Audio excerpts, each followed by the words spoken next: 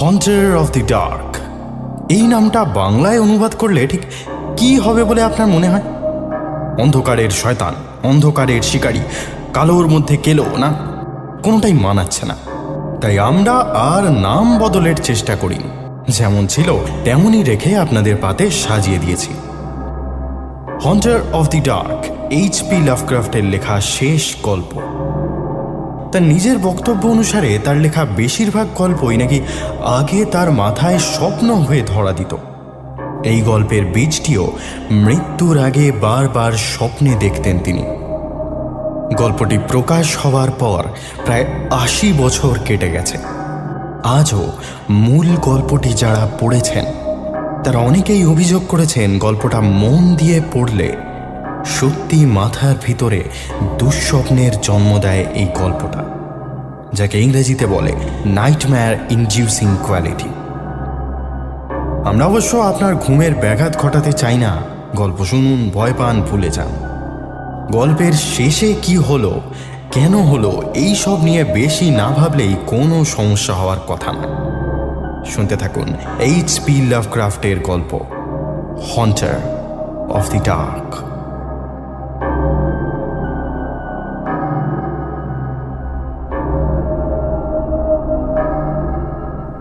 বিস্তর টালবাহানার পর আজ অবশেষে রবার্ট ব্লেকের পোস্টমর্টেম রিপোর্ট গোয়েন্দাদের হাতে এসে পৌঁছেছে।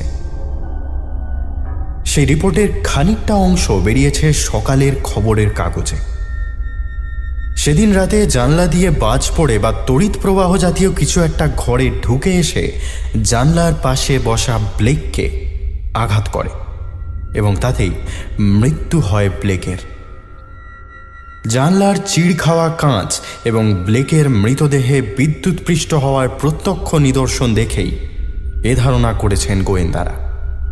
ডেড বডি যখন আবিষ্কার করা হয় তখন তার লালচে প্রায় ঝলসে যাওয়া মুখের প্রতিটি শিরায় এক ভয়াবহ অভিব্যক্তি ফুটেছিল।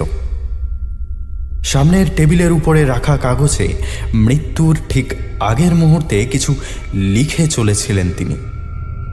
তবে সে বিক্ষিপ্ত লেখাগুলোর কোনো অর্থ পুলিশ খুঁজে বের করতে পারেনি। এটুকু বোঝা যায় যে ফেডারেল হিল নামের পার্শ্ববর্তী পার্বত্য এলাকা নিয়ে তিনি লিখছিলেন কিছু, কিন্তু এটুকু ছাড়া বাকি সবই ধোঁয়াটে। যথারীতি এ ব্যাপারটাকে বেশি গুরুত্ব দিতে চায়নি পুলিশ। তার একটা কারণেই যে রবার্ট ব্লেক পেশায় ছিলেন লেখক। বাস্তবের সঙ্গে কল্পনার রং মিশিয়ে আজগুবি সব গল্প লিখতেন তিনি, রীতিমতো অদ্ভুতুড়ে গল্পের কারিগর। ফলে কাগজে লেখা কথাগুলো তার গল্পেরই অংশ, সেটা সহজেই অনুমান করে নেওয়া যায়।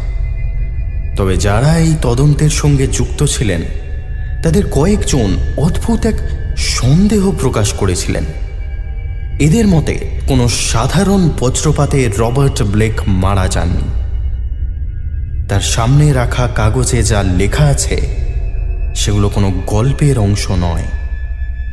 তাদের সঠিক অর্থ উদ্ধার করতে পারলে নাকি প্রাচীন তন্ত্র ও মহাকাশ গবেষণার এক নতুন দিগন্ত খুলে যাবে। শুধু সেই কাগজেই নয়, রবার্ট ব্লেকের ঘর থেকে তার ব্যক্তিগত ডায়েরিটাও উদ্ধার করা গেছে। তাতেও নাকি তেমন বিশেষ কিছুর ইঙ্গিত দেওয়া আছে। যাই হোক, আমরা এই টানাপোড়েনের মধ্যে না গিয়ে চেষ্টা করছি ডায়েরির সমস্ত বিবরণ আপনাদের সামনে তুলে ধরতে। তবে মুশকিল হলো ডায়েরির সমস্তটা মিলে প্রায় ১০০ পাতার কাছাকাছি। তাই যতটা সম্ভব কেটে ছেটে অপ্রয়োজনীয় কথা বাদ দিয়ে মূল বক্তব্য তুলে ধরছি আমরা।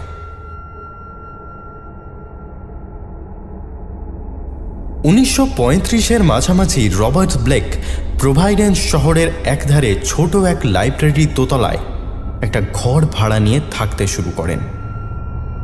ছোটখাটো ছিমছাম দুটো ঘর, বাড়ির লাগোয়া এক ফালি বাগান, সেই বাগান ডিঙিয়ে জানলা দিয়ে বিড়ালের আনাগোনা লেগেই থাকে। উপরে আর ফ্লোর না থাকায় বাড়ির ছাদটা ছিল ত্রিভুজের মতো। সেই ত্রিভুজের ঠিক পেটের কাছ থেকে একটা বেশ বড় সড়ো চেহারার কাঁচ লাগানো জানলা। আশেপাশে উঁচু বাড়ি না থাকায় সেই জানলা দিয়ে তাকালে অনেকটা দূর অবধি দেখা যেত। এই জানলার পাশেই কাঠের টেবিল চেয়ারে বসে লেখালেখি করতেন ব্লেক। লিখতে লিখতে ক্লান্ত হয়ে পড়লে জানলা দিয়ে দূরে তাকিয়ে থাকতেন। ব্লেকের এই স্টাডি রুমের জানলা দিয়ে তাকালে ফেডারেল হিল অঞ্চলের কয়েকটা ছোটোখাটো টিলা চোখে পড়ে। তবে যেহেতু সময়টা শীতকাল, তাই প্রায় সব বাড়ির ছাদ দিয়েই সরু চিমনির ধোঁয়া বেরিয়ে এসে দৃষ্টি ঢেকে ফেলে। সেই ধোঁয়া না কাটা অবধি দেখা যায় না টিলাগুলোকে। ডায়েরি অনুযায়ী রোজ ভোরবেলা ঘুম থেকে উঠে জানলা দিয়ে বাইরে তাকিয়ে থাকতেন ব্লেক। এই ব্যাপারটা একরকম নেশাতে পরিণত হয়েছিল তার। গোটা ফেডারেল হিল অঞ্চল জুড়ে কতগুলো মাথা উঁচু প্রাচীন মিনার আছে, আবলুস কাঠের মতো রং তাদের। শহরের আঁকাবাঁকা রাস্তাগুলো ছোট বাড়িঘরের মাঝখান দিয়ে সাপের দেহের মতো ছড়িয়ে পড়েছে চারিদিকে। কয়েকটা জায়গা আবার বেখাপ্পা ফাঁকা, সেখানে কোনো কারণে এখনো বিশেষ বাড়িঘর গজিয়ে ওঠেন। এভাবে বেশ কয়েক পাতার মামুলি বিবরণের পর ডায়েরিতে কয়েকটা পাতা এগিয়ে এলে একটা জায়গায় চোখ আটকে যায়। ব্লেক লিখছেন, একদিন সকালে জানলা দিয়ে তাকিয়ে তিনি দেখেন শহরের ধোঁয়া প্রায় মিলিয়ে গেছে। দূরের পাহাড়গুলো স্পষ্ট দেখা যাচ্ছে জানলা থেকে।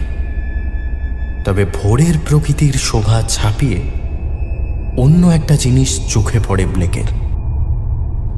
চোখের একদম সোজাসুজি সব থেকে উঁচু যে টিলাটা আছে তার ঠিক চূড়ার কাছে একটা বিরাট পরিত্যক্ত চার্চ। আয়তনে সেটা এতই বড় যে এত দূর থেকেও তার সামনে ভেঙে পড়া জানলাটা পর্যন্ত স্পষ্ট চোখে পড়ে। বিরাট নীলচে আকাশের গায়ে অতন্দ্র প্রহরীর মতো দাঁড়িয়ে আছে চার্চটা। দূর থেকে দেখে মনে হয় দেওয়ালগুলো যেন পাথরের, গথিক স্টাইলে তৈরি একটা নিকষ কালো চার্চ। অন্তত 100 বছরের কম বয়স হবে না তার।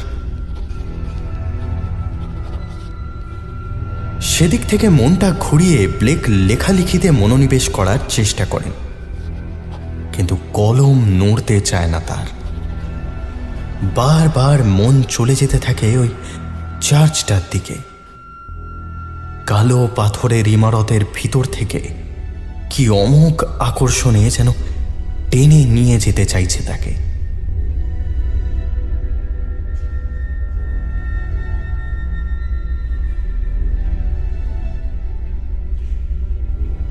সেদিন এই অবধি, কিন্তু সময় এগোনোর সঙ্গে সঙ্গে আমরা দেখতে পাচ্ছি শহরের ধোঁয়ায় পাহাড়টা ঢাকা পড়ে গেলেও ব্লেক সেদিকেই তাকিয়ে থাকেন। কাজকর্ম কিছুই এগোয় না। শেষে একদিন বিরক্ত হয়ে চেয়ার ছেড়ে উঠে পড়েন তিনি। ঠিক করেন নিজেই গিয়ে দেখে আসবেন চার্চটা। ঘণ্টাখানেকের মধ্যে শীতের জামা গায়ে চাপিয়ে অ্যাপার্টমেন্ট লক করে বেরিয়ে আসেন তিনি। টিলাটাকে খুঁজে বের করা কিন্তু মোটেই সহজ নয়। শহরের অলিগলি দিয়ে উত্তরমুখী চলতে চলতে পাহাড়ের গায়ে সেই চার্চটা বার দুয়েক ঘরবাড়ির আড়াল থেকে উঁকি মেরেছিল বটে, কিন্তু তারপরেই টিলার সারের ফাঁকে যেন মিলিয়ে যায় সেটা। এখানকার লোকজনও ভারী অদ্ভুত। খুঁজতে খুঁজতে হন্যে হয়ে এক দোকানদারকে চার্চের কথা জিজ্ঞেস করায় সে হাতটা বুকের কাছে এনে একটা অদ্ভুত অঙ্গভঙ্গি করে। মুখ তুলে তাকিয়ে মাত্র একবার মুচকি হেসে আবার মাথা ঘুরিয়ে নেয়। অথচ এরা সবাই ইংরেজি জানে, ফলে প্রশ্নটা যে বুঝতে পারিনি তা হতে পারে না। ভাগ্যক্রমে পকেটে করে কম্পাস নিয়ে এসেছিলেন ব্লেক। সেটা ধরে হাঁটতে হাঁটতেই অবশেষে একটা উঁচু টিলার উপরে ঘন কালো রঙের সেই দৈত্যসুলভ পাথরের স্তূপটা চোখে পড়ে তার। দ্রুত পায়ে টিলা বেয়ে উঠতে উঠতেই চার্চের প্রকৃত চেহারাটা চোখে পড়ে ব্লেকের। গোটা ইমারতের মূল কাঠামোর নিচে একটা ফুট দুয়েক উঁচু বেদি করা আছে। সেটাকে ঘিরে একটা লোহার কড়াদের পাঁচিল। সেই পাঁচিলের দরজায় একটা দশাশই তালা ঝুলছে। দূর থেকে দেখে যতটা মনে হয় চার্চটা আসলে তার তুলনায় বেশ প্রাচীন। উপরের দিকের বেশিরভাগটাই জায়গায় জায়গায় ভেঙে পড়েছে। নিচে একতলায় ঢোকার দেউড়ির মতো দরজা। মার্বেলের একটা আর্চ হয়তো ছিল এককালে, এখন অযত্নে ভেঙে পড়েছে। সব মিলিয়ে প্রায় 4 তলা বাড়ির সমান উঁচু আর অনেকটা জুড়ে ছড়ানো। উপরে তাকালে দোতলার জানলা দুটো চোখে পড়ে, পাল্লা নেই। নিচ থেকে গড়াদের ফাঁক দিয়ে ভিতরের অন্ধকার চোখে পড়ে শুধু। জায়গাটা কিন্তু ফাঁকা নয়। চারপাশে তাকিয়ে ব্লেক একটা শুটকে চেহারার স্থানীয় লোককে দেখতে পেলেন। বেদির উপরে দাঁড়িয়েই এদিক ওদিক কিছু একটা দেখার চেষ্টা করছে লোকটা। ব্লেককে দেখে প্রথমে কথাই বলতে চায়নি সে। এ অঞ্চলের কেউই এই চার্চটা নিয়ে কথা বলতে চায় না। তবে এই লোকটাকে দেখে ততটা কুসংস্কারচ্ছন্ন মনে হয় না। লোকটার সামনে গিয়ে দাঁড়িয়ে ব্লেক চার্চটা দেখিয়ে বলেন, দেখার মতো জিনিস, কি বলেন? লোকটা শুকনো হাসি হেসে ঘাড় ঘুরিয়ে নিল। কবে থেকে আছে বলুন তো এটা এখানে? তা জানি না, আমি তো জন্ম থেকেই দেখছি। তা লোকজন বিশেষ আসে না এখানে, তাই না? মানে প্রেয়ার টেয়ার হয়? লোকটা একটা বাঁকা হাসি হেসে বলল, লোকে এদিকটা এড়িয়ে চলে স্যার, প্রেয়ার তো দূরের কথা। সে কি, এড়িয়ে চলে কেন? একটু দম নিয়ে লোকটা বলল, চার্চটা কে কিসের জন্য বানিয়েছিল কেউ জানে না, তবে বহু বছর আগে এক ইটালিয়ান প্রিস্ট নাকি কিসব মন্ত্রতন্ত্র করে বন্ধ করে দিয়েছিলেন এটাকে। তিনি বলেছিলেন প্রাচীন কিছু পুঁথিপত্র বর্ণনা অনুযায়ী একসময় নাকি এক শয়তানের অস্তিত্ব ছিল এখানে। গভীর রাতে এর আশপাশ থেকে নানা রকম ভয়ঙ্কর আওয়াজও শোনা যায়।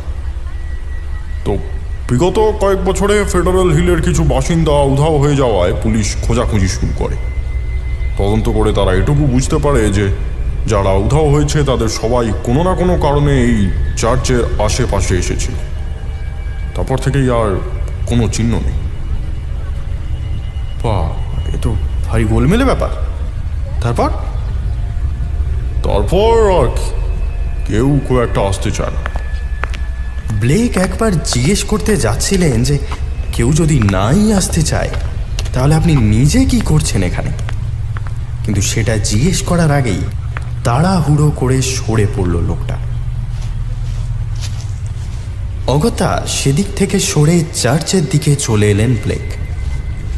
তার একার যে চার্চটাকে অলক্ষণে মনে হয়নি, এইটা ভেবেই খানিকটা ভালো লাগলো তার। তবে লোকটার বলা গল্পটা এতক্ষণে মাথায় ঘুরতে লেগেছে তার। সত্যি কি শয়তান গোছের কিছু ছিল এখানে? অবশ্য জায়গাটার চেহারা দেখে তেমনটা মনে হওয়া অস্বাভাবিক কিছু নয়। ঠিক যেন তার নিজের লেখা গল্পের একটা ভৌতিক লোকেশন বই থেকে উঠে এসেছে। খানিকটা সেই কারণেই জায়গাটা ঘুরে দেখতে ইচ্ছা করল ব্লেকের। তবে বাইরে থেকে ভিতরে যাওয়ার সরাসরি কোনো রাস্তা নেই। খানিক ঘোরাঘুরি করতে কিন্তু একটা রাস্তা চোখে পড়ল। রেলিংয়ের পিছনের দিকে দেওয়ালে কয়েকটা গরাদ ভেঙে গেছে। ব্লেকের চেহারাটা ছোটোখাটো হওয়ায় তার ফাঁক দিয়ে অনায়াসেই গলে যেতে পারেন।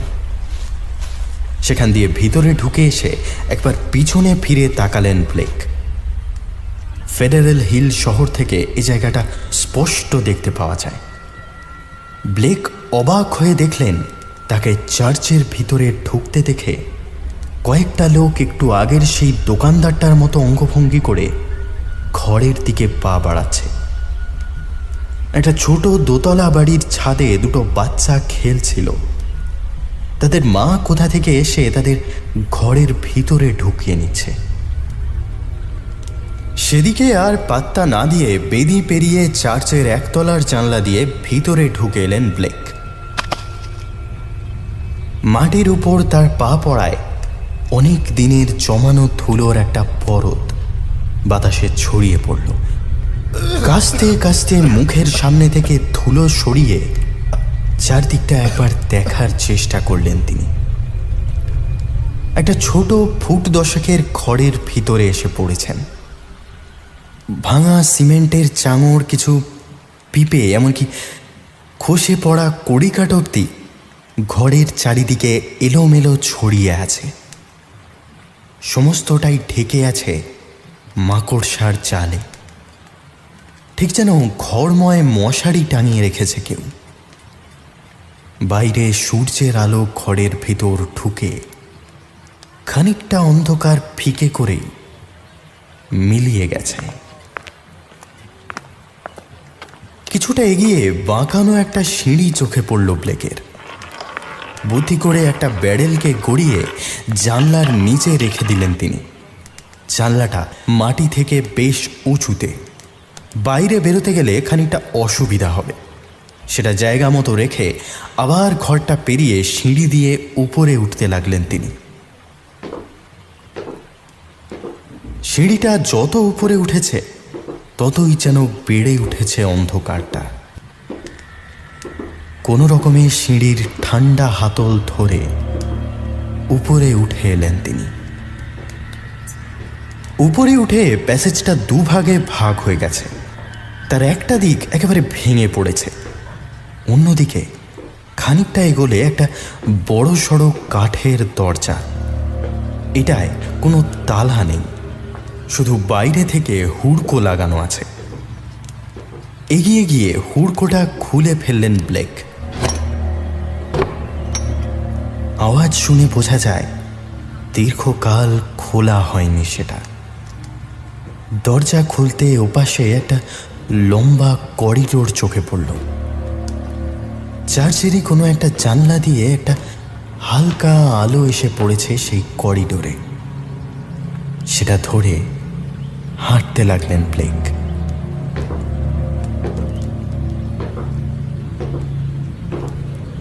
করিডোরে দুদিক জুড়ে ঘর, তার কোনোটার দরজাতেই তালা নেই। ফলে তিনি স্বচ্ছন্দে এক ঘর থেকে আরেক ঘরে এগোতে লাগলেন। ঘরের দেওয়ালের মাঝে মধ্যেই পুরনো কিছু পেন্টিং চোখে পড়ল তার। তবে সময়ের ছাপে সেগুলো এতটাই আবছা হয়ে গেছে যে আদৌ তাতে কি আঁকা ছিল কিছুই বোঝা যায় না। তবে ভালো করে পর্যবেক্ষণ করতে ব্লেকের কেমন যেন অস্বস্তি শুরু হলো। কিছু কিছু চিহ্ন যেন তিনি আগেও দেখেছেন। আদিম অবলুপ্ত চিহ্ন সম্পর্কে এককালে কিছু পড়াশোনা করেছিলেন তিনি। সেগুলোর অনেকগুলো আঁকা আছে এখানে। কেন যেন দম আটকানো অশুভ একটা বাতাস গোটা চার্চের আনাচে কানাচে ছড়িয়ে রয়েছে।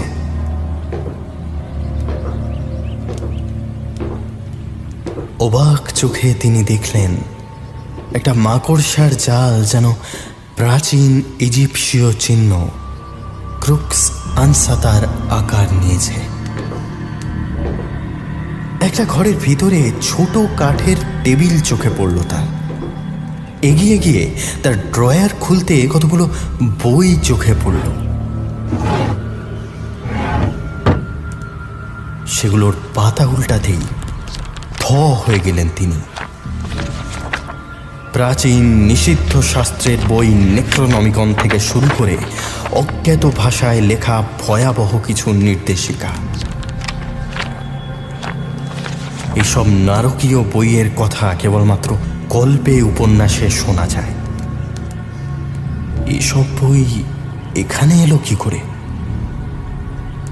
সেগুলো আগের মতোই রেখে দিয়ে পাশ থেকে কয়েকটা ছোট পেপার স্ক্রল তুলে নিলেন তিনি। এতেও অজ্ঞাত ভাষায় কিছু একটা লেখা আছে, তবে কয়েকটা শব্দ যেন চিনতে পারলেন তিনি, অনেকটা ক্রিপ্টোগ্রাম জাতীয়। ফ্ল্যাটে ফিরে পড়বেন ভেবে পকেটে ঢুকিয়ে পাশের ঘরে চলে এলেন। এই ঘরটা ফাঁকা। উপরে তাকালে ভাঙা কড়িকাঠের ফাঁক দিয়ে একেবারে উঁচুতে একটা বিরাট ঘণ্টা চোখে পড়ে। সম্ভবত ঝোলানো দড়ি ধরে টেনে একসময় বাজানো হতো সেই ঘণ্টাটা। এখন কিন্তু তার দড়িটাকে দেখতে পাওয়া গেল না। চারপাশে তাকাতে পাশের ঘরের খানিকটা অংশ চোখে পড়তেই অবাক হয়ে গেলেন ব্লেক। দ্রুত পা চালিয়ে তিনি এই ঘরে চলে এলেন। এই ঘরটা প্রস্থে অন্তত 15 ফুট চওড়া। ঘরের 3 দিকের দেওয়াল মিলিয়ে মোট 4টে জানলা। তবে সব থেকে আশ্চর্যের হলো ঘরের ঠিক মাঝ বরাবর একটা ফুট 4 উঁচু স্তম্ভ। স্তম্ভের চারদিকে দেওয়ালে কিছু হায়ারোগ্লিফিক খোদাই করা আছে। এই প্রাচীন মিশরীয় লিপি সম্পর্কে এর আগেও ব্লেকের কিছু পড়াশোনা আছে, তবে লেখাগুলোর মানে কিছুতেই চিনতে পারলেন না। একবার চোখ বুলিয়ে মনে হলো এ যেন হায়ারোগ্লিফিকেরও এক প্রাচীন রূপ। তবে এসব ছাড়িয়ে অন্য একটা জিনিস চোখে পড়তেই তিনি স্তম্ভটার দিকে এগিয়ে গেলেন। স্তম্ভের ঠিক মাথার উপর একটা ছোট লোহার বাক্স রাখা আছে। জিনিসটা কিছুটা পুরনো সিন্দুকের মতো দেখতে, তবে সিন্দুকের থেকে চেহারায় বেশ খানিকটা ছোট। কৌতূহল হতে সেটার উপরে হাত রাখতেই হাত কেঁপে উঠল তার। কি ভয়ানক ঠান্ডা বাক্সটা, যেন এক্ষুনি বরফের চাই কেটে বের করা হয়েছে সেটাকে। বাক্সটা কিন্তু আটকানো নেই, বরঞ্চ কিছুটা ফাঁক হয়েই আছে সেটা। তার ভিতরে চোখ রাখতে মনে হলো বাক্সের ভিতরে জলজলে কিছু রাখা আছে, যেন লাল রঙের একটা আলো জ্বলছে ভিতরে।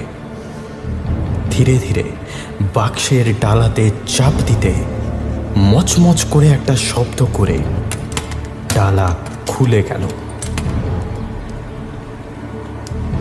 বাক্সের ভিতরে একটা পুরনো হলদে কাপড়ের উপর একটা অদ্ভুত দর্শন পাথর রাখা আছে। সেটা থেকেই লালচে আভা পেরিয়ে ছড়িয়ে পড়ছে চারিদিকে। ব্লেক অবাক হয়ে দেখলেন পাথরটা 8 কোনা। পাথরের গায়ে খুদে খুদে কিছু নকশা কাটা আছে যেন। এমন পরিত্যক্ত চার্চের ভিতরে এমন একটা আশ্চর্য পাথর কবে থেকে পড়ে আছে? কোণের দিক থেকে খচখচ করে একটা শব্দ হতে সেদিকে ফিরে তাকিয়ে একটু চমকে উঠলেন ব্লেক। মনে হলো ঘরের এক কোণে একটা বড় তিরপলের খানিকটা কেটে কেউ চাপা দিয়ে রেখেছে। তার নিচ থেকেই কয়েকটা ইঁদুর দৌড়াদৌড়ি করছে। তিরপলের উপরে বেশ পুরু ধুলোর আস্তরণ, অর্থাৎ দীর্ঘকাল সেটা সরায়নি কেউ। জায়গাটা মাকড়সার ঝুলে ভর্তি হয়ে আছে। মনে কৌতূহল জাগতে সেদিকে এগিয়ে গেলেন ব্লেক। হাত দিয়ে তিরপলের এক প্রান্ত ধরে একটু একটু করে সরিয়ে ফেললেন সেটা, আর সঙ্গে সঙ্গে কিছুটা পিছিয়ে এলেন। একটা মানুষের হলদে হয়ে যাওয়া কঙ্কাল। দেখেই বোঝা যায় অনেক কাল ধরে একইভাবে পড়ে আছে কঙ্কালটা। মানুষটার গায়ে যে জামা কাপড় ছিল সেগুলো ছিঁড়ে গেছে বহু জায়গায়, কোথাও ইঁদুরে খেয়েছে। আশেপাশে তাকাতে ব্লেকের চোখে পড়ল কঙ্কালটার জামার ভিতরে বেশ কিছু পুরনো কাগজ গোঁজা আছে। হয়তো যখন সে মারা গেছিল তখন এই কাগজগুলোই ছিল তার সঙ্গে। দেখে মনে হলো নিজের ডায়েরিতেই কথাগুলো লিখেছিল লোকটা। তারপর ডায়েরির বিশেষ কিছু জায়গা ছিঁড়ে নিজের কাছে রেখেছিল। কিছু গবেষণা করেছিল কি? একটা কাগজ তুলে নিয়ে পড়ার চেষ্টা করলেন ব্লেক। প্রফেসর এনুক বয়েন ইজিপ্টের বাসিন্দা। 1844 সালের জুলাই মাসে ফ্রি উইল চার্চের দেখাশোনার দায়িত্ব নিলেন। তন্ত্রবিদ্যা নিয়ে গবেষণায় তার যথেষ্ট নামডাক আছে। ব্লেকের মনে পড়ল আসার সময় এক এলাকাবাসীর কাছে তিনি শুনেছিলেন এই চার্চটার পুরনো নাম ছিল ফ্রি উইল চার্চ। আবার কাগজের দিকে তাকালেন তিনি। ছোট একটা দাগ দিয়ে পরের লাইনে লেখা হয়েছে, ডক্টর ড্রম তাকে স্টারি উইজডমের ব্যাপারে সতর্ক করলেন। মনে মনে ব্যাপারটাকে একটু গুছিয়ে নেওয়ার চেষ্টা করলেন ব্লেক। স্টারি উইজডম জিনিসটা শুনে কোনো তন্ত্রবিদ্যার রিচুয়াল মনে হচ্ছে, কিন্তু সতর্ক করার কারণ কি হয় তাতে? পরের কাগজে ব্যাপারটার একটা আন্দাজ পেলেন ব্লেক। তাতে লেখা 1846, 3 জন মানুষ উধাও, 8 মাথার পাথরের প্রথম উল্লেখ। 1848, 7 জন নিখোঁজ, নরবলির গুজব রটল। 1853, অনুসন্ধানের ফল শূন্য, অদ্ভুত শব্দের গুজব। ব্লেকের মাথাটা একটু একটু করে গুলিয়ে যাচ্ছিল। পরের কাগজটা তুলে নিলেন তিনি। ফাদার ওমালের বয়ান অনুযায়ী ইজিপ্টের মরুভূমিতে একটি প্রাচীন বাক্স উদ্ধার করা হয়েছে। তার উপাসনার ফলে এমন কিছুর জন্ম হয়েছে যা আলো সহ্য করতে পারে না। সে উপাসনা যারা করেছে তাদের দাবি একটি লাল ট্রাপিজোহেড্রন নাকি তাদের অন্য জগতের দৃশ্য দেখায়। হন্টার অফ দি ডার্ক তাদের কিছু একটা গোপন তথ্যের সন্ধান দেয়। হন্টার অফ দি ডার্ক নামটা মনে মনে বিড়বিড় করলেন ব্লেক। এ কথাটা তিনি আগে শোনেননি। শুনলেই গাটা কেমন যেন ছমছম করে। 1857, ট্রাপিজোহেড্রনের দিকে তাকিয়েই তারা হন্টার অফ দি ডার্ককে আহ্বান জানায়। 1869, আইরিশ জনতার গির্জা আক্রমণ। 1875, নিখোঁজের সংখ্যা বেড়েই চলেছে। 1877, গির্জা পরিত্যক্ত ঘোষণা করে বন্ধ করে দেওয়া হলো। 1877 শেষ হওয়ার আগেই 181 জন বাসিন্দা কোনো কারণে শহর ছাড়লেন। 1880, চার্চটাকে ঘিরে ভুতুরে কাহিনী রটতে লাগলো। 1877 পরে আর কেউ এই চার্চে পা রাখেনি।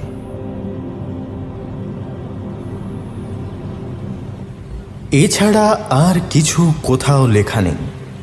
মাটির উপরেই বসে পড়ে মাথার ভিতরে ঘটনার সুতো গাঁথতে লাগলেন ব্লেক।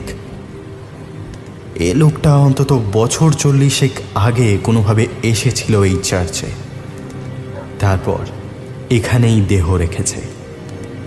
চার্চটা ও তার ইতিহাস নিয়ে যে লোকটা বিস্তর ঘাঁটাঘাঁটি করেছে সেটা কাগজগুলো থেকেই স্পষ্ট।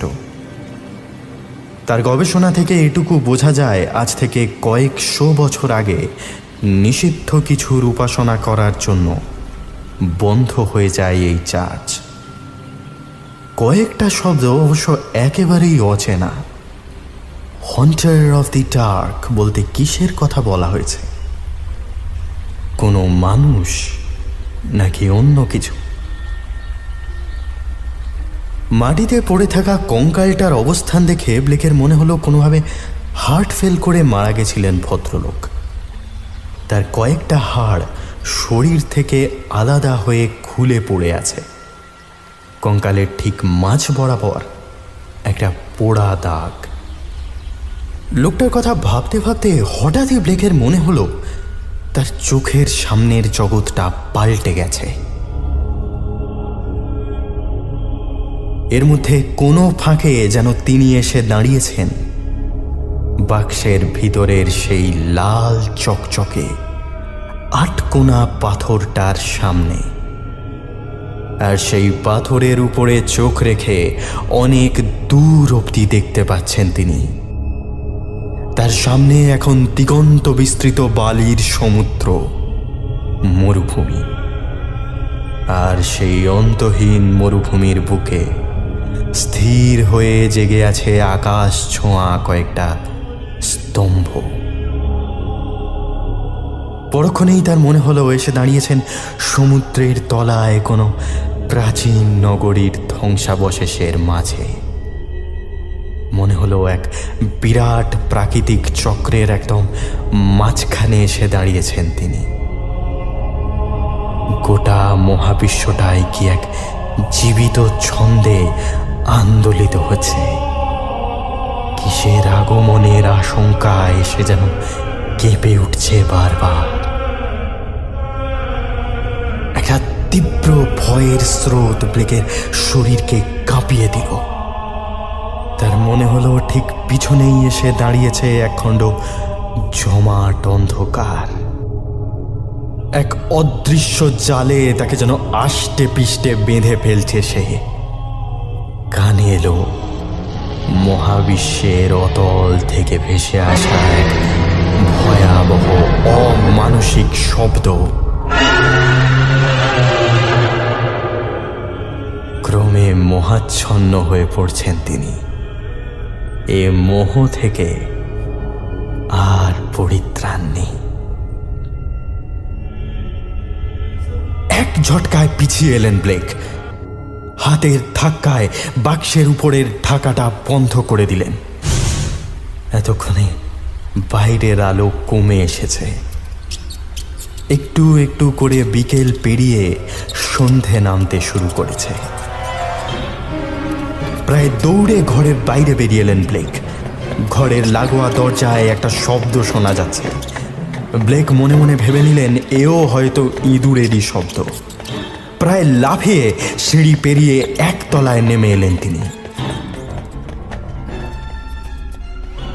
এর পরের কয়েকটা দিন ব্লেক এ কথা আর কাউকে জানাননি। উল্টে নিজেকে ঘরবন্দি করে তিনি কিছু বই পড়া শুরু করলেন।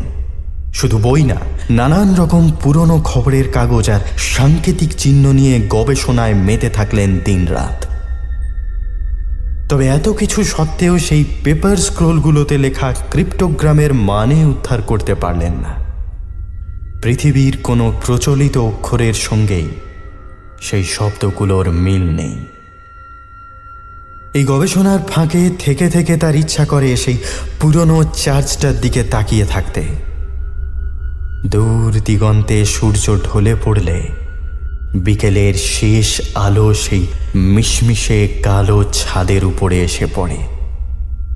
ঠিক তখনই এর উপর দিয়ে বড় ডানার কয়েকটা পাখি উড়ে যায়। সত্যি কি চার্চটাকে ঘিরে আছে কোনো অশুভ শক্তি? জুনের মাঝামাঝি ধাঁধার সমাধান করতে পারেন ব্লেক। পুরনো ধ্বংস হয়ে যাওয়া একলো ভাষায় লেখা ধাঁধাটা। ধাঁধায় যে ঠিক কী লেখা ছিল সেটা ব্লেক পরিষ্কার করে ডায়েরিতে লিখে যাননি। তবে এখানেও লেখা আছে সেই হন্টার অফ দি ডার্কের কথা। লাল সেই পাথরটার দিকে তাকিয়েই নাকি আহ্বান করা হয় তাকে। মহাবিশ্বের অতলে কোনো অন্ধকার গহ্বরে ঘুমিয়ে থাকেন তিনি। মহাবিশ্বের সমস্ত রহস্য তিনি জানেন।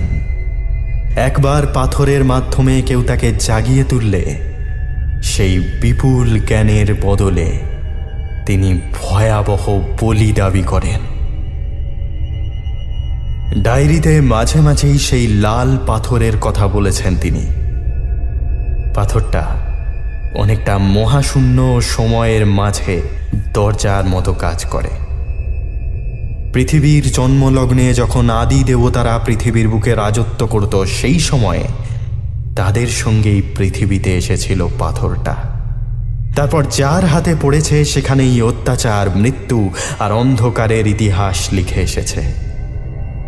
শেষ পর্যন্ত গিয়ে পৌঁছায় ফারাও কা নেফারের হাতে। এই পাথরকে ঘিরে একটি মন্দির প্রতিষ্ঠা করেন তিনি। সেখানে কিছু পাশবিক আচার অনুষ্ঠান চালানোর দায়ে তাকে বিতাড়িত করা হয়। মন্দিরটাও ধ্বংস করে দেওয়া হয়। পরে সেই মন্দিরের ধ্বংসাবশেষ মাটির তলা থেকে উদ্ধার করতে গিয়ে পাথরটা মানুষের হাতে আসে।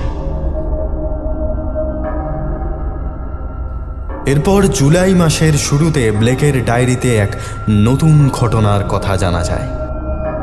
তার চার্চ অভিযানের পর থেকেই ফেডারেল হিলের মানুষজনের মধ্যে কেমন যেন একটা চাপা অস্থিরতা চোখে পড়ে তার।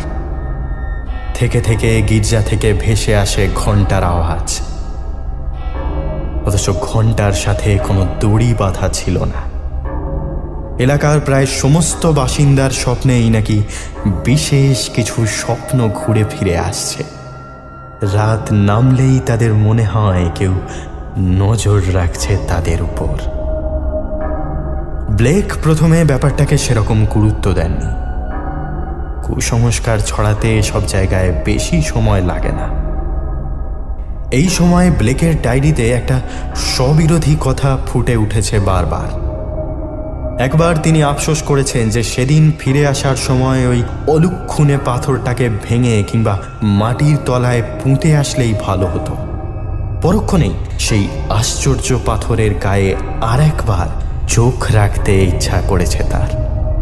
যে আশ্চর্য মহাজাগতিক দৃশ্য চোখে পড়েছিল, তার শেষ অবধি দেখার আকর্ষণ যেন অমোঘ মোহে টান ছিল তাকে। এর মাঝে একদিন গোটা ফেডারেল হিল এলাকায় বিদ্যুৎ সংযোগ বিচ্ছিন্ন থাকে। এলাকায় গুজব রটে যে সেই অন্ধকারে চার্চের বাইরে গোল করে আলো হাতে কাদের যেন ঘুরতে দেখা গেছে। সে সময়ে গির্জার দরজা থেকে গমগমে একটা আওয়াজও নাকি শোনা গেছে। স্থানীয় সংবাদপত্র ব্যাপারটা গুজব বলে হাসাহাসি করলেও ব্লেক ঘটনাটাকে সহজভাবে নেননি। এছাড়াও পরদিন রাতে দুজন সাহসী সাংবাদিক চার্চের ভিতরে কোনো গোপন গুন্ডাচক্র আস্তানা গেড়েছে কিনা দেখতে যায়। চার্চের ভিতরে পোড়া দাগ এবং ছড়িয়ে ছিটিয়ে পড়ে থাকা মানুষের হাড় চোখে পড়ে তাদের। ব্লেক যে ব্যাপারটায় সব থেকে বেশি অবাক হয়ে যান সেটা হলো কোনো কঙ্কালের উল্লেখ কিন্তু তাদের রিপোর্টে করা হয়নি। এরপর থেকে ব্লেকের আচার আচরণ একেবারে উন্মাদের মতো হয়ে যায়। ঘর থেকে আর বাইরে বেরোতেন না তিনি। খাবার দাবারও ফোন করে বাইরে থেকে আনিয়ে নিতেন। এমনকি রাতে ঘুমানোর সময় নিজের হাত পা দড়ি দিয়ে বেঁধে রাখতেন তিনি। এর কারণও ডায়েরিতে লিখে রেখে গেছেন। একদিন রাতে ঘুম ভেঙে ব্লেক দেখেন তিনি ফেডারেল হিলের রাস্তায় উদ্ভ্রান্তের মতো হেঁটে চলেছেন। ঘুমের ঘোরে কখন বিছানা ছেড়ে বাড়ি থেকে বেরিয়ে এত দূর চলে এসেছেন নিজেরই খেয়াল নেই। সেদিন ঘুম ভেঙে যাওয়াতে তিনি বাড়ি ফিরে আসেন। তারপর থেকে রাতগুলো ভয়ে জেগেই কাটাতেন, কিন্তু সেভাবেই বা কতদিন থাকা যায়। একদিন রাতে চোখ মেলে ব্লেক দেখেন চার্চের সেই ঘণ্টা ঘরের ভিতরে তিনি দাঁড়িয়ে আছেন। মাথার উপরে একটা মৃদু খসখস শব্দ, একটা তীব্র দুর্গন্ধ আসছিল নাকে। কোনো রকমে হাতরে কিছু একটা ধরতে যেতেই একটা উঁচু ধাতব পিলারে হাত পড়ে তার। লাল পাথরটা তার চোখের সামনে আবার এক এক করে ফুটে উঠতে লাগলো সেই রঙিন কাঁচের দৃশ্যগুলো। ক্রমাগত যেন বাস্তব হয়ে উঠছে তারা। একটা মিশমিশে কালো সূর্যে আকাশ ঢেকেছে। সেই অন্তহীন সূর্যের বুক থেকে বেরিয়ে আসছে কুপকুপে অন্ধকার। সূর্যের গায়ে কিছু একটা যেন নড়ে উঠল কয়েকবার। আদিম অন্ধ দেবতা আজাথথ, তার শরীর ফুটে বেরিয়ে আসছে একটা গমগমে ভারী সুর। সমস্ত মহাবিশ্বকে মাতিয়ে তুলেছে সেই সুর। আচমকাই একটা তীব্র আওয়াজে ব্লেকের ঘোর কেটে গেল। আওয়াজটা ঠিক কিসের তা ব্লেক বুঝতে পারলেন না। হয়তো পাহাড়ের নিচে শহরের বুকে কেউ সজোরে বাজি ফাটিয়েছে। ঘোরটা কেটে যেতেই ব্লেক বুঝলেন তিনি এতক্ষণে কোথায় এসে দাঁড়িয়েছেন। চারপাশ ভালো করে ঠাউর করে বোঝার আগেই সিঁড়ি দিয়ে দৌড়ে সেই চার্চের বাইরে বেরিয়ে এলেন তিনি। রাতের অন্ধকারে সমস্ত ফেডারেল হিল ঘুমিয়ে আছে। উন্মাদ হাওয়ার ঝাপটা এসে বারবার গির্জার ভেতরেই আছড়ে ফেলতে চাইল তাকে। সেই সঙ্গে একটা বিশ্রী গন্ধ এসে লাগলো। উন্মাদের মতো পাথরের গা বেয়ে দৌড়াতে লাগলেন ব্লেক। এতক্ষণে হয়তো যা হওয়ার হয়ে গিয়েছে। পরদিন সকালে ঘুম ভেঙে ব্লেক দেখলেন তিনি নিজের স্টাডি রুমে শুয়ে রয়েছেন। শরীরের সমস্তটা মাকড়সার ঝুল আর ধুলোর স্তূপে ঢাকা পড়েছে। জামা কাপড়ের বহু জায়গা ছিঁড়ে গেছে। জানলার দিকে ফিরে এসে আর সেই চার্চটাকে দেখতে পেলেন না তিনি। তার বদলে দেখলেন সমস্ত আকাশটা ঘন কালো মেঘেদের দখলে চলে গেছে। এক ফোঁটা আলো তার ফাঁক দিয়ে পৃথিবীতে আসার চো নেই। এরপর থেকেই উন্মাদ বজ্রপাত আর ঝড়ঝাপটায় ঢাকা পড়ে যায় ফেডারেল হিল। অন্তহীন একটানা ভারী বর্ষণ আর গুমগুম মেঘের শব্দ। এ শব্দের মাঝে একবারও দু চোখের পাতা এক করতে পারেননি ব্লেক। রাত প্রায় 1টার কাছাকাছি ব্লেক বিদ্যুৎ দপ্তরে টেলিফোন করে বলেন কোনো কারণেই যেন এলাকার বিদ্যুৎ সংযোগ বন্ধ না করা হয়। যদিও তিনি নিজেই চার্চটাকে ভালো করে দেখা যাবে বলে নিজের ঘরের আলো নিভিয়ে দেন। সমস্ত রাতটা লেখার টেবিলে বসেই কাটান। এই সময় তার ডায়েরিতে কিছু বিক্ষিপ্ত অসংলগ্ন বাক্য লেখা আছে, যার কোনো নির্দিষ্ট মানে হয় না। যেমন না না না না না কিছুতেই আলো জ্বালানো চলবে না। আলো সে জানে আমি কোথায় আছি। ধ্বংস করে ফেলতে হবে, ধ্বংস করে ফেলতে হবে। সে আমাকে ডাকছে। আমার কোনো ক্ষতি সে এবার চায় না। এই সে বলতে ঠিক কার কথা বলা হয়েছে সেটা ডায়েরি থেকে স্পষ্ট বোঝা যায় না। তবে এলাকাবাসীর মুখে এই সময়ের কিছু ঘটনার উল্লেখ সন্দেহের উদ্রেক করে। এই বজ্রপাতের সময়ে টিলার পাদদেশে ঘরগুলোর বাসিন্দারা নাকি চার্চের একেবারে চূড়োর দিক থেকে কিছুর একটা ডানা ঝাপটানোর শব্দ শুনতে পায়। দু একজন বাইরে বেরিয়ে আসে। ঠিক সেই সময়ই গোটা টিলাটা কেঁপে ওঠে এবং চার্চের মাথার দিক থেকে কিছু একটা নিচে খসে পড়ে। লোকগুলো এগিয়ে গিয়ে দেখে সেটা আসলে গির্জার একটা জানলার কাঠের ফ্রেম।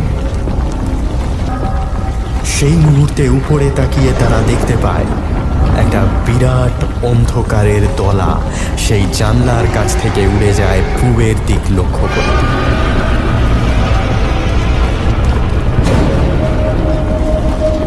এই ঘটনা যারা নিজের চোখে দেখেছে তাদের বেশিরভাগই সে সময় আতঙ্কে উন্মত্ত হয়ে বাড়ির দিকে ছুটে পালিয়ে যায়। কাছেই এক ইউনিভার্সিটির ছাত্র রাত জেগে পড়াশোনা করছিল। সেও একখণ্ড অন্ধকারকে ব্লেকের জানলার দিকে উড়ে যেতে দেখে, তবে এর সপক্ষে কোনো প্রমাণ নেই তার কাছে। পরদিন সকালে উঠে দেখা যায় টিলার আশপাশের প্রায় সব গাছেরই মাথার দিক পুড়ে কালো হয়ে গেছে।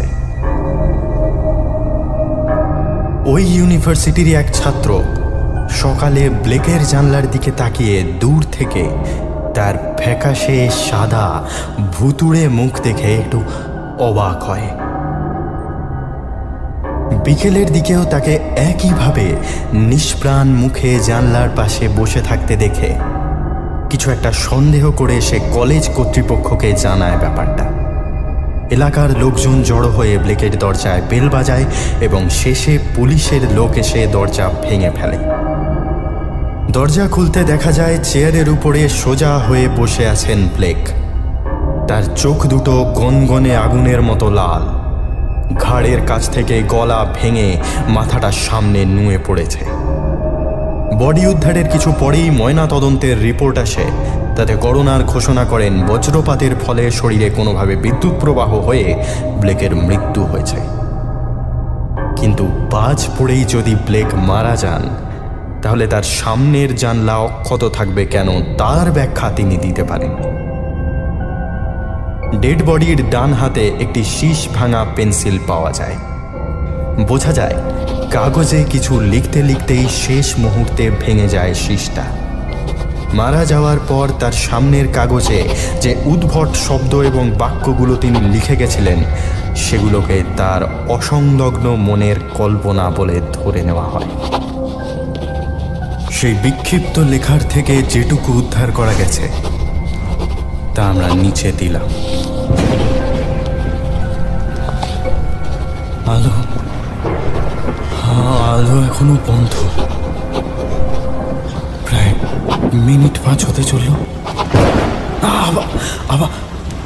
আবার বাজ পড়ল। একটু একটু করে এসে আমার মনের দখল নিচ্ছে।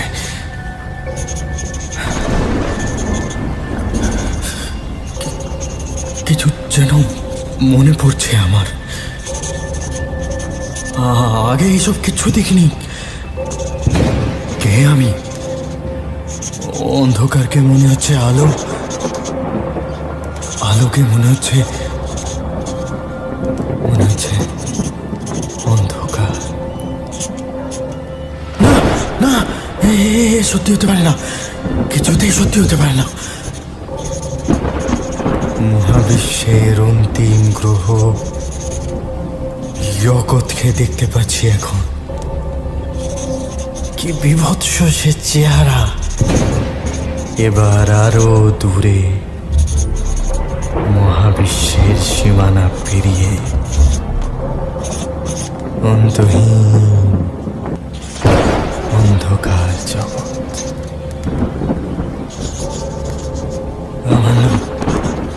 আমার নাম Blake, Robert Harrison Blake. 620 Snap Street. আমি এই গ্রহে। হায় ভগবান, এ কি দেখছি আমি? একটু একটু করে চার্চের চূড়ায় নেমে আসছে তার শরীর। এবার সে ঘিরে ফেলছে সমস্ত চার্চটা। দূর আমার কাছে চলে এসছে। কাছে যা ছিল তার আর কিচ্ছু অস্তিত্ব নেই। আমি কি পাগল হয়ে যাচ্ছি? আমি রবার্ট ব্লেক। আমি দেখতে পাচ্ছি সেই নিকষ কালো মিনার। চার্চের কাঁচ ভেঙে সে বেরিয়ে আসছে। জানলা ভেঙে পড়ছে একটু একটু করে, আর সেখান থেকে বেরিয়ে আসছে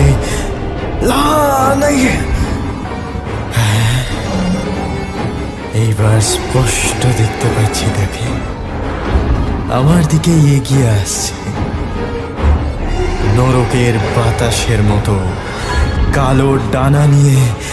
আর মুক্তি নেই, জ্বলন্ত অগ্নিময় 3টে চোখ।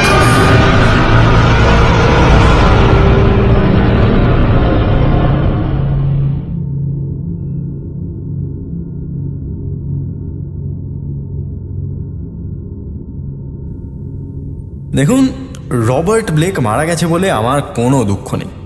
ভাবুন, একটি অন্ধকার রাত, বাইরে ঘন ঘন বাজ পড়ছে, সেই সঙ্গে বৃষ্টি। আপনি দোতলার ফাঁকা ঘরে জানলার কাচের সামনে বসে কি ভাববেন? আপনার স্কুল জীবনের প্রথম প্রেমিকা চম্পার কথা। আর এই লোকটা দেখছে কালো রঙের আলো দেওয়া সূর্য, আর তার বুকে বিদকুটে ডানা ঝাপটানো 3 চোখের দানব। এমন বেড়া লোক যদি বাজ পড়ে না মারা যায়, তো আমি নেহাত মাথায় 8 কোনা পাথর ছুঁড়ে মেরে ফেলতাম।